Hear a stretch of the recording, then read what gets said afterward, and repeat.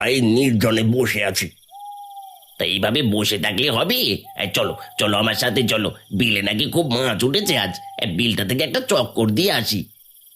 বিলটা তো খুব নোংরা হয়ে গেছে শুনলাম, ওখানে গেলে তো দুর্গন্ধে টেকা যায় না। রাত্রিবেলা কষ্ট করলে যদি দু চারটে মাছ পাওয়া যায় তবে বইয়ের বকুনি তো কমবে। আর বসে থেকো না। এত করে যখন বলছো দাঁড়াও, এখানে আমি ঘর থেকে কোঁচটা নিয়ে আসি। গদাই ঘর থেকে একটি কুচ নিয়ে হারুর সাথে বিলের দিকে রওনা হলো।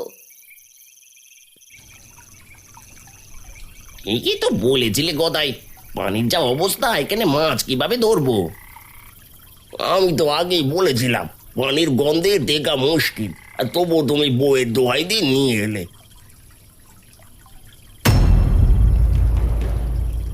হারুদা ওই দেখো, ও কি যেন একটা চকচক করছে। চলো তো গিয়ে দেখি। আরে না, আমি আগে গিয়ে দেখছি ওটা কি, আর তুমি ওখানেই দাঁড়িয়ে থাকো। যদি কোনো হীরা মণিমুক্ত হয় তবে কপাল আমার খুলে গেছে আজ।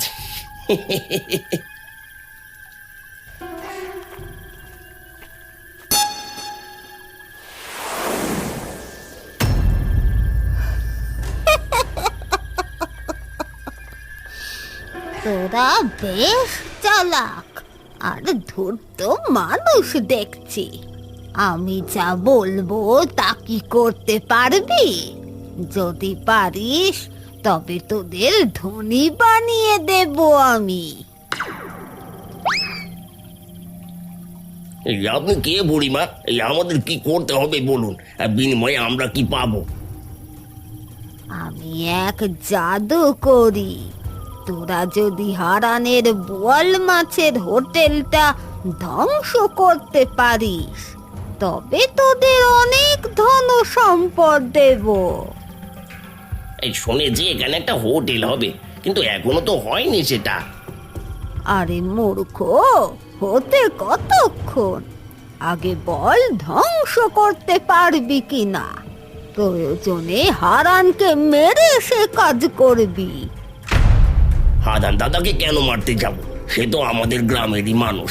তাছাড়া আমার বড় দাদা, তার হোটেল নিয়ে আপনার কি সমস্যা? হারান বিল পরিষ্কার করতে চায়, কিন্তু আমি চাই বিলের জল যেন সব সময় নোংরা থাকে। তোরা তাকে ভুল বুঝিয়ে হোটেলটা নষ্ট করবি, বিনিময়ে পাবি অনেক সোনার মোহর। সোনার মোহর পেলে আমরা সব করতে পারি বুড়িমা।